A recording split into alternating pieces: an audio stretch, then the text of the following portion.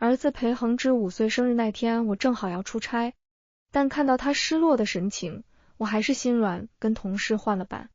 在他生日这天，赶最早班的飞机回来，去甜品店取了预定的8寸蛋糕，就为给他一个惊喜。可我推开家门，迎接我的不是儿子欣喜的怀抱，而是面前一家3口的震惊和慌乱。茶几上摆着一个精致的双层奶油蛋糕，显得我手上这个有些多余。小芝小跑着奔向我怀里，眼中的雀跃藏不住。妈妈，你怎么回来了呀？心脏稍稍落定，我刚要扬起笑脸，却在下一瞬神情僵硬。小芝手腕处有一块创可贴。你的手怎么回事？我猛地抬头看向沙发上那2个怔愣又慌乱的人，一个是裴炎，我的丈夫，另一个是他的初恋夏提。怒火和惊慌在我的胸腔里翻涌，夏提像是被我的眼神吓到似的，怯怯地缩到裴炎身后。裴炎薄唇微动，想说些什么，却被他这个动作刺痛了心。曾经肆意坚强的女孩，如今却活得战战兢兢。她看向我，语气微沉，轻漾，小芝的手是在幼儿园不小心弄伤的，跟夏提无关。我眼底闪过一丝讽刺，瞧，我都还没说什么呢，他就迫不及待为夏提撇清干系。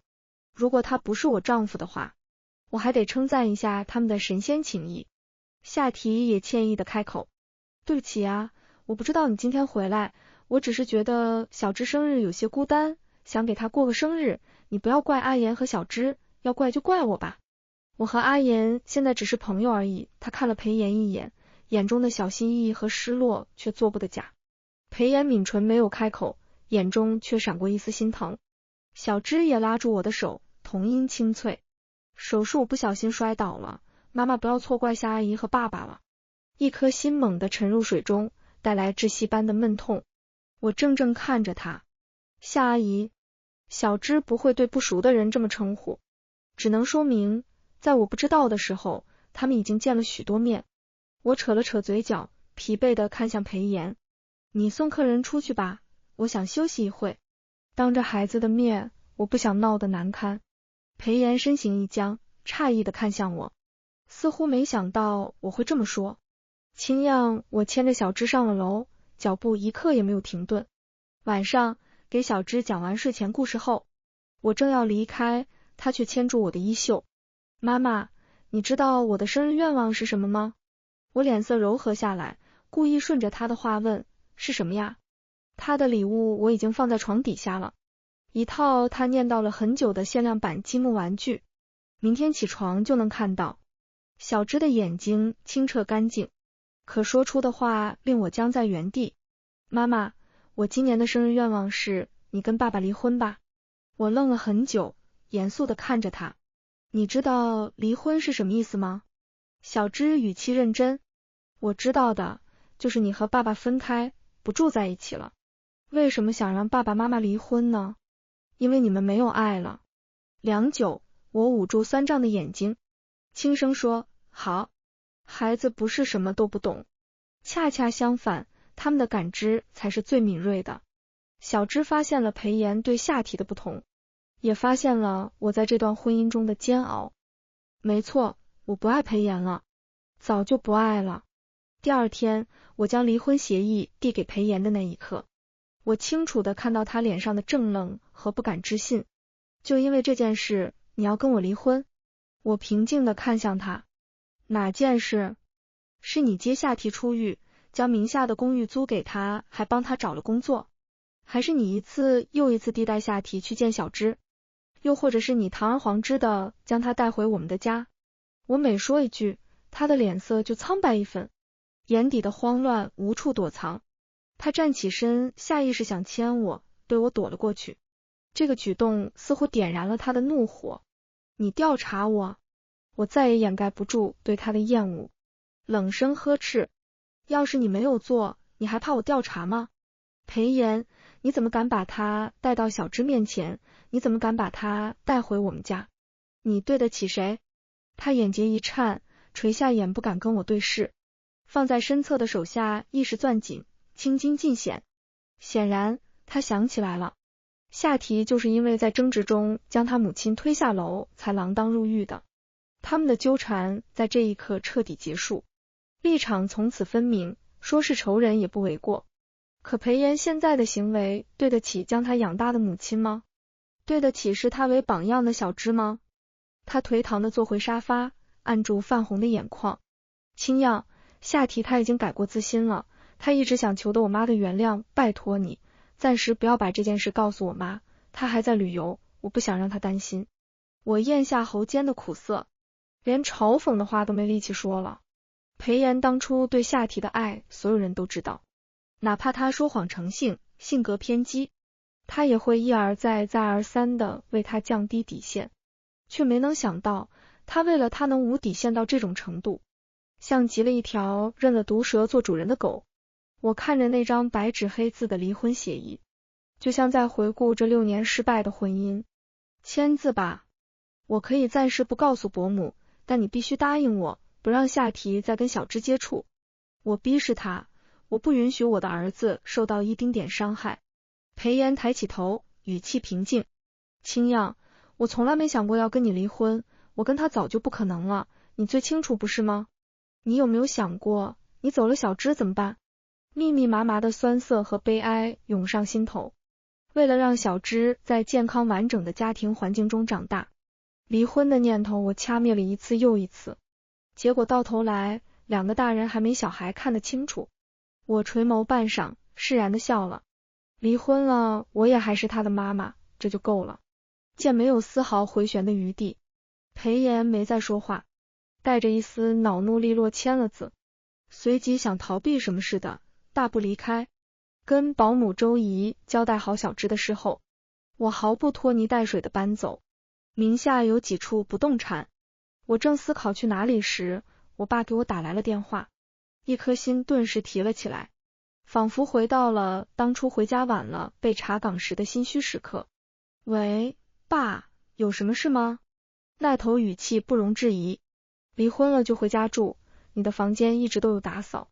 我爸当时极力反对我和裴炎结婚，并扬言我们的婚姻持续不了3年。虽然打破了他的预言，但我还是有些挫败。我才刚离婚，你们就知道了，消息这么灵通。他哼了一声，周姨就是我介绍过去照顾你们的，我能不知道？行吧，我都忘了这茬了。悻悻叫搬家公司改了道，这下我爸肯定要唠叨我好久。卸好行李准备进门时，大门突然打开，砰的一声，我妈和闺蜜将其一左一右放礼花炮，彩色的丝带落在我的肩头和发丝上。我愣愣地看着客厅挂着的巨大横幅，恭喜许清耀女士渡劫成功，往后的日子都是晴天。这一刻，无数个日夜独自咽下的委屈终于有了落脚点。明明是想笑的，一开口却不自觉哽咽出声。你们干嘛呀？我妈眼圈泛红，将我抱进怀里。乖宝，欢迎回家。我爸坐在沙发上，父女对视一眼，一切尽在不言中。跟搬家师傅核对行李时，他乐了。搬家这么多年，还是第一次见离婚大张旗鼓庆祝的。你家人对你可真好啊，有福气。我自豪地笑了。是啊，他们给了我做任何事的底气。我在爱意和幸福中顺遂长大，既有令人艳羡的父母，又有情谊深厚的朋友。大概吃过唯一的苦就是爱情的苦了，似乎并没有什么可抱怨的。睡在熟悉又陌生的床上，我久违地梦到了过去。18岁那年，江琪摔断了腿，我去看他的时候，在一间单人病房里见到了裴炎。他坐在病床旁的椅子上，午后的阳光透过窗折射进来，给他清瘦的轮廓染上了一层光晕。这个场景美好的像一幅插画。我按下快门时，他恰好转头。照片定格的这一刻，我心跳加速。很肤浅，我是颜控，对他一见钟情。江琪是人脉广，我缠着他帮我打听裴炎，于是就知道了这么一段剪不断理还乱爱情故事。情窦初开的我对他的遇人不淑感到愤怒，又心疼于他的深情执着，却没有想过一切都是他自愿的结果。甚至当他再次回来时，裴炎哪怕再愤怒再难过，却还是在他的眼泪中妥协服软。暗恋是苦涩的，难以启齿的，却又忍不住沉沦，越陷越深。我陪他度过难挨的低谷，就像电视剧迎来了美好大结局。裴炎放下过去，向我认真告白。他的朋友调侃，像不像遍体鳞伤的王子，历尽千辛，终于遇到了真善美公主。很久之后我才明白，爱一个人会为他作弊。裴炎喜欢我，是因为我本身是个很好的人，哪怕他站着不动，太阳的温暖也会照在他身上。他爱他，哪怕下体是错的人。他像长满尖刺又盛放到极致的玫瑰，靠近他会被刺得伤痕累累，却让他沉迷。可我清醒的太晚了。还不晚，许清漾，不许睡了，我们该赶飞机了。江琪活力四射的跳下床，唰的一声打开窗帘，阳光瞬间铺满了整个房间。他逆着光把我拽起来，走，去马来西亚潜水，绝对要给你拍一组超美的离婚大片。我从怔忡中清醒，不自觉笑了起来。我和江琪在大学时就合伙开了个摄影工作室，经营的有声有色。以往都是我记录下别人拍下最美好的时刻，现在也该看到自己了。裴炎疲倦地捏了捏眉心。自从许清漾搬出去后，胸腔的一口玉气就堵得他烦躁不安。他从没想过要跟他离婚，毕竟他跟夏提早就没了可能。裴炎本来想哄哄他的，但触及他平静的眉眼时，突然像是被刺痛了般。为什么许清漾的脸上一丝波澜都没有？怎么可能？他明明那么爱他。离婚，闹过了吧？说不清是恼怒还是有恃无恐。他签了字，他笃定他不会走。裴炎下意识打开许清漾的朋友圈，指尖却像是被烫到般微微发颤。他怔愣了很久，照片里那个明媚的许清漾，他好像很久没见到过了。指尖的烟灰燃尽，掉落在裤腿上。他狼狈弹开时，想起他刚怀孕那会，看到他抽烟会生气的制止。裴炎，你想让我和宝宝吸二手烟吗？他无奈的答应他要戒掉。确实是戒了一段时间，直到夏提出狱。后来他吸烟被许清漾撞见，他下意识掐灭，生怕他又生气唠叨。可他只是淡淡看了他一眼，什么话都没说，兀自离开。当时松的那一口气，在此刻再次堵在了他的胸口，无法疏解，持续扩散，蔓延到身体的每一寸。他像是想到了某种最可怕的可能，全身僵硬，遍体生寒。裴炎以最快的速度回到家，房子空空荡荡，属于他的痕迹一丝也没有留下。翻遍所有角落，终于找到一本相册。裴炎记得许清漾当初笑盈盈地看着他，这本相册我要用来记录我们一家三口的每一个美好瞬间。他不自觉柔和了眉眼，可当他翻到1/3处时，唇角的弧度陡然僵硬。他像是见了鬼一般，飞快往后翻，脸色越来越苍白，连手都开始发抖。照片是按照时间顺序依次增添的。刚结婚时，他脸上始终洋溢着陷入热恋幸福的笑容。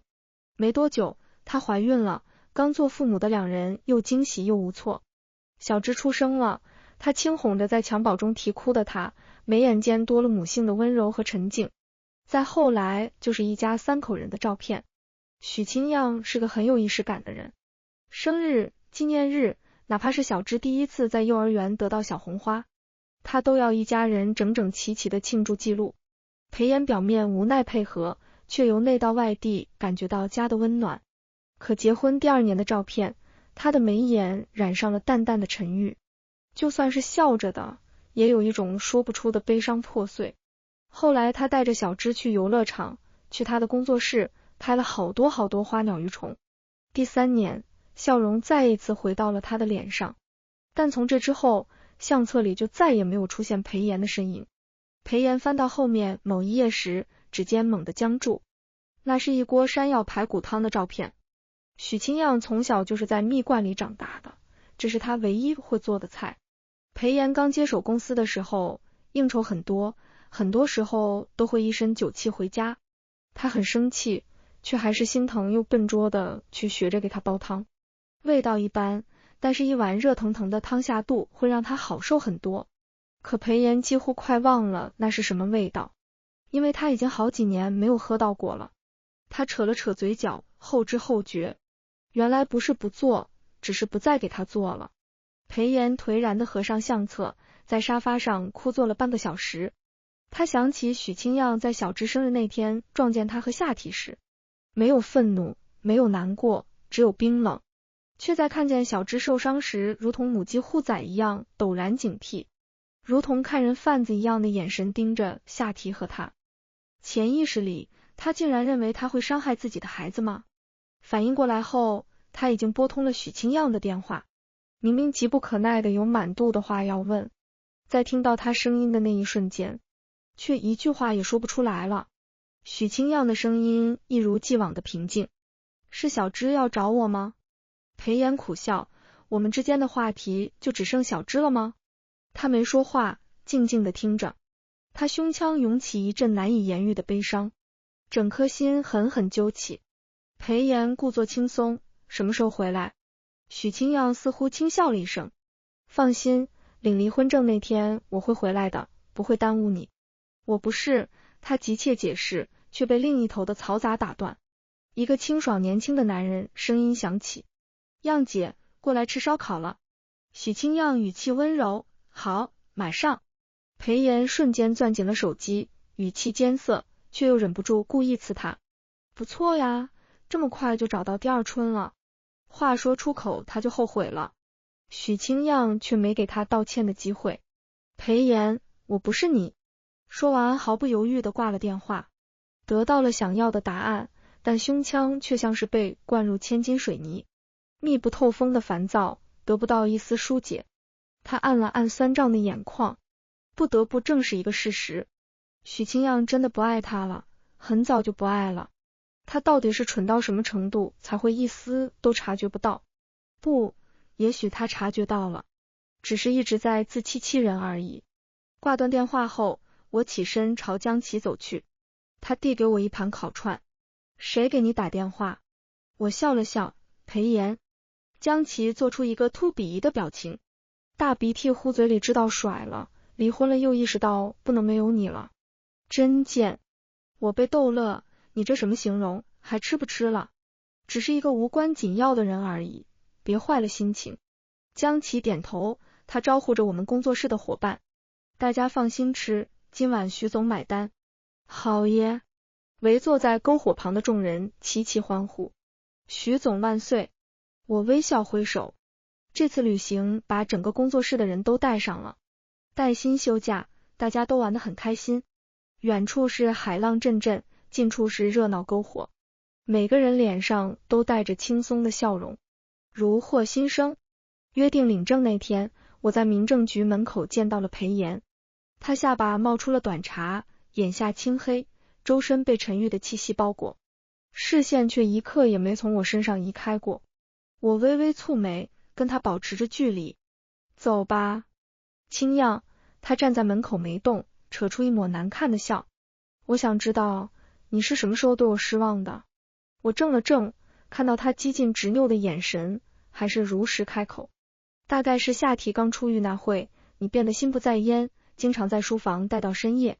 我给你煲了汤，却看到你在看他的照片出神，见到我进来还质问我为什么不敲门。我们因为这件事大吵一架，我质问你为什么还留着他的照片，他伤害了你和妈，你却站起来冷声告诉我，因为他悲惨的童年才让他变成这样的，不全是他的错，他已经后悔了。我紧紧盯着他愈加苍白痛苦的眉眼，那一瞬间我觉得你很可怕。全世界的人都可以同情夏提，裴炎，你不可以，因为他伤害了一个人把你拉扯大的母亲，你没资格同情他，更没资格原谅他。他拖了力般的垂下头，一滴泪砸了下来。对不起，我笑了笑。爱因差别而厚重，你不愿意将我的照片设为屏保，却将他的照片在手机壳后藏了1年又1年。从那之后我知道了，你从没停止过爱他。我于你而言，只是一个合适的结婚对象而已。裴炎抬起泛红的眼，坚定的摇头。不是的，对夏提也许是不甘，也许是同情，但我很清楚，那不是爱。青样，我们不离婚好不好？我会证明给你看，我只爱你。他急切地想牵住我的手，我后退一步，眼神转冷。裴炎，你学过围棋，应该懂得落子无悔这个道理，不要让我看不起你。从民政局出来之后，裴炎站在原地，沉默看着他轻快的背影越来越远，光影将他们划分了泾渭分明的界限。他向阳光中走去，而他置身如同潮水般阴影中，痛苦的难以呼吸。这时，刺耳的电话铃声响起，是夏提打给他的。阿言，我也不想打扰你，但是我现在很害怕。夏提啜泣着求他去找他。他说，监狱里有一个霸凌他的大姐，如今出狱了，还找人威胁勒索他，不给钱就砸了他家。阿言，我什么都没有，我只有你了。裴炎感到难以言喻的疲惫和烦闷，可听到他的哭声，拒绝的话却说不出口。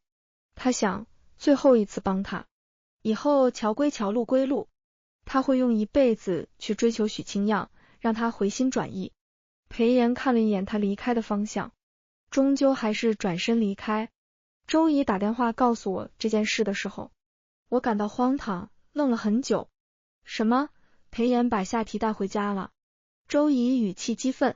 对呀，他简直把自己当成女主人了，搬进了先生旁边的次卧，每晚都穿着睡裙，带着果盘去书房找先生。我攥紧手心，那小芝呢？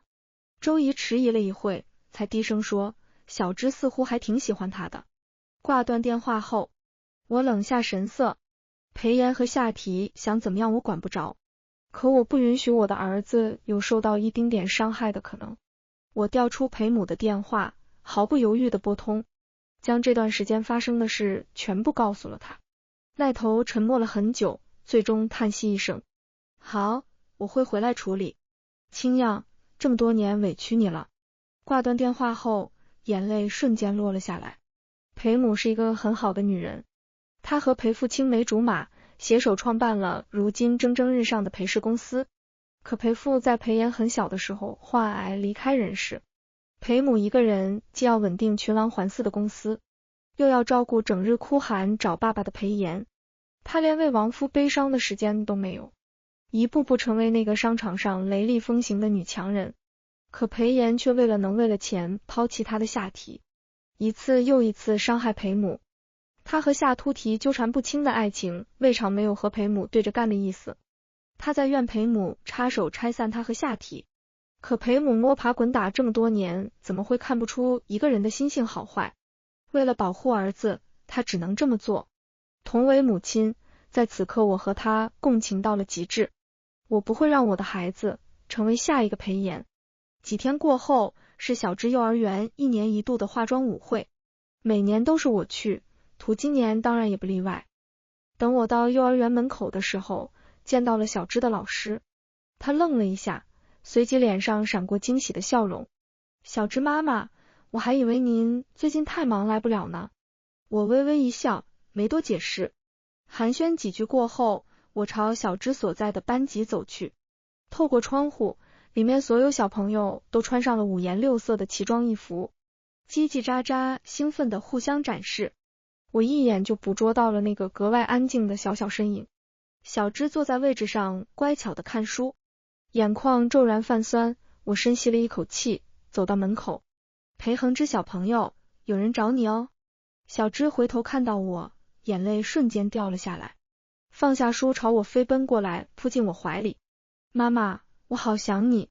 她哭得脸蛋红扑扑的，哪怕再懂事，此刻委屈还是忍不住倾泻而出。我还以为今天你不会来了。我提起手中的袋子，擦了擦她的脸。怎么会呢？去年你说今年我们要扮公主和王子，妈妈都记着呢。快去换上吧。她接过衣服，终于破涕为笑。老师笑着过来，牵她的手去收拾化妆。下一刻，我站起身，笑意收敛。裴炎身着白色西装，就站在拐角处。我朝他走过去，他眼中闪过惊喜，扬起唇角。青样，我就知道你会来。下一秒，我狠狠扇了他一巴掌。他偏过脸，愣在原地。我压抑着怒气。裴炎，你答应过我什么？不让夏提跟小芝接触，这么简单的要求你都做不到吗？你还把他接回家，你配当一个父亲吗？裴炎神色顿时慌乱，他张了张嘴，想解释什么。夏提突然冲出来挡在我们面前，一身白雪公主的打扮，她面露哀求，眼泪悬在眼眶。许小姐，是我求裴炎让我住一段时间的，因为有人威胁我，我很害怕，你不要怪他，要怪就怪我吧。我冷笑出声，你不会报警吗？他没出声，委屈的抿唇，怯怯地看向裴炎。裴炎皱眉，谁让你来的？夏提垂眼，泪水像断了线的珠子，无声的掉落。我只是害怕没人陪小芝参加化妆舞会，她会孤单。这时，小芝朝我跑过来，脸上满是喜悦。夏提先我一步蹲下来迎接她。小芝今天是小王子啊，真帅啊。小芝疑惑地看向他，夏阿姨，你来干什么？她脸上满是温柔，当然是来陪你参加化妆晚会呀，高兴吗？说这话的时候，她余光瞥了我一眼，唇角上扬。可小芝却绕过他，牵住我的手。不用了，我有妈妈陪我。夏提表情僵住。人来人往，路过的富太太吃到瓜后，都朝他们露出了鄙夷的神色。他难堪的站起身，试图去牵裴炎的衣袖，却被他避开。裴炎强撑笑容，露出几近祈求的眼神。他小心翼翼地牵住小芝的另一边手。化妆晚会就快开始了，我们入场吧。小芝纠结了几秒，却还是认真对他说，爸爸，今天我是妈妈的王子，他不需要你。夏阿姨好像更需要白马王子，你去找他吧。说完，他不顾浑身僵硬的裴炎和脸色难看的夏提，牵着我离开。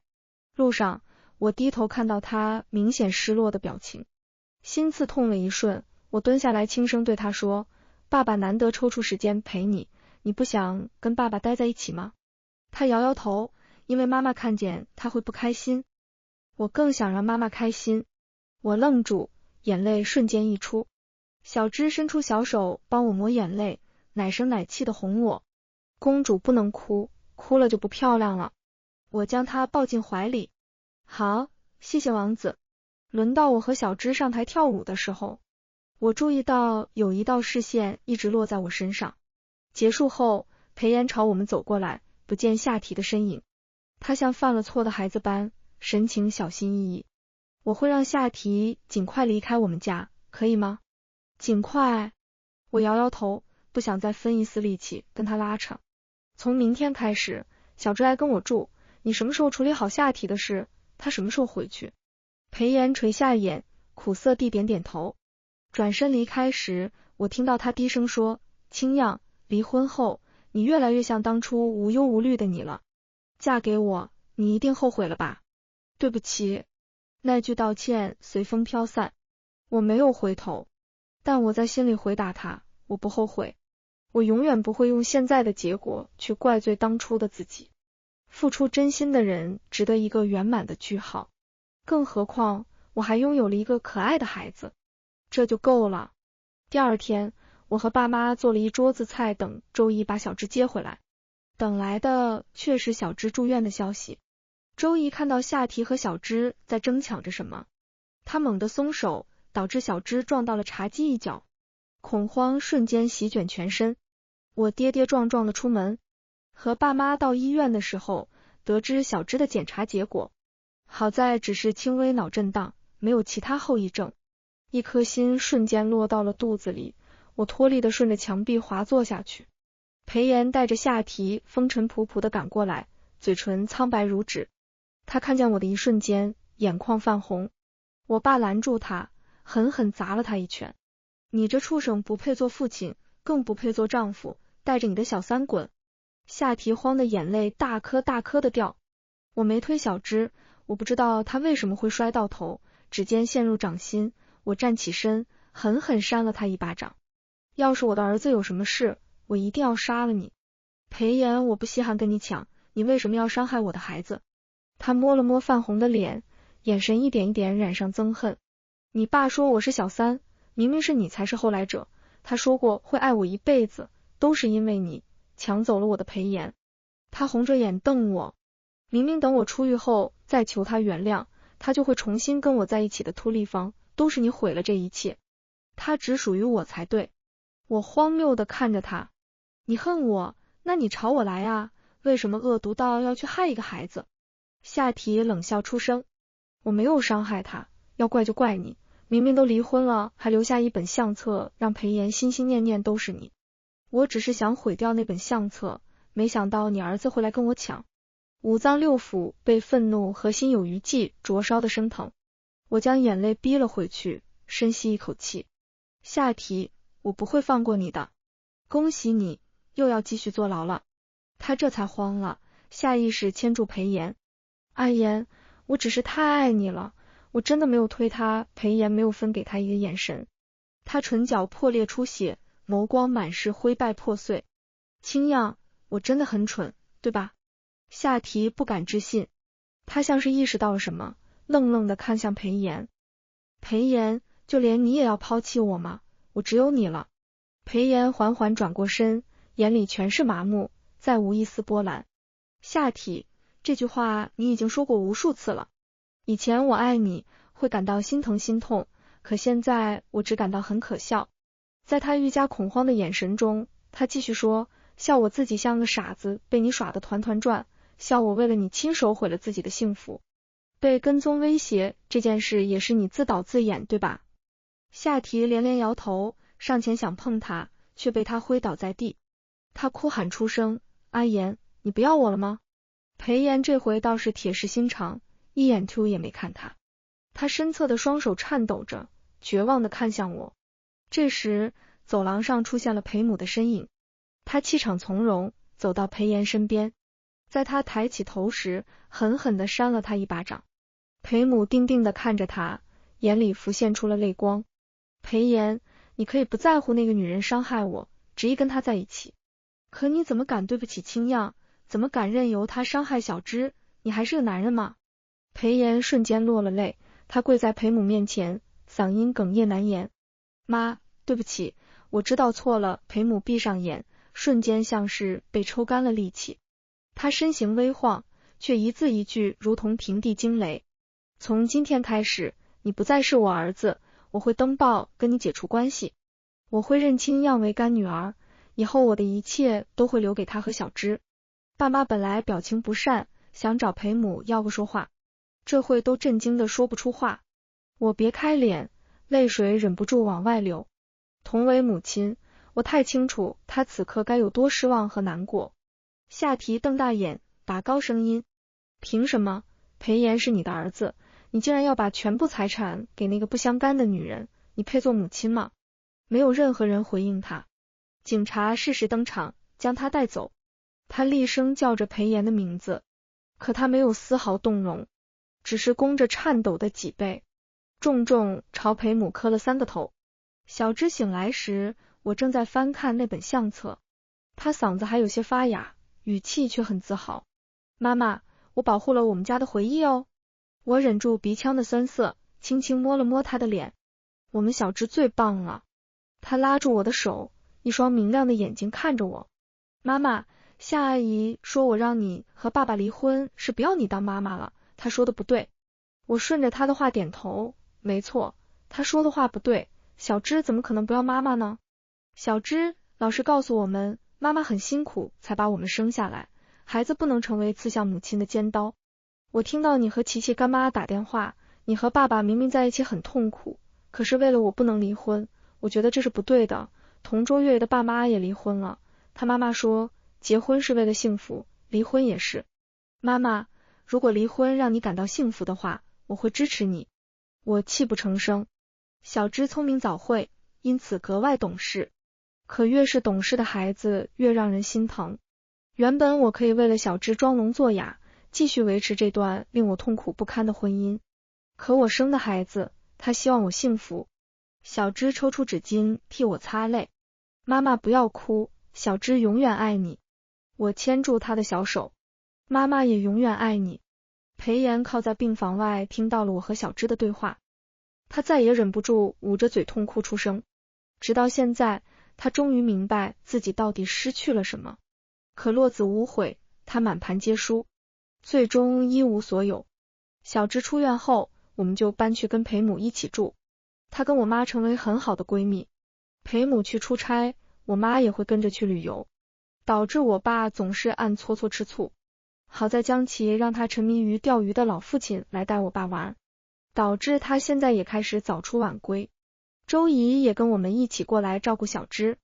我下班后看到的就是这样一幕，小芝扑进我怀里，凑近我耳朵轻声告状，妈妈，今天奶奶做饭，我偷偷尝了一口，可难吃了。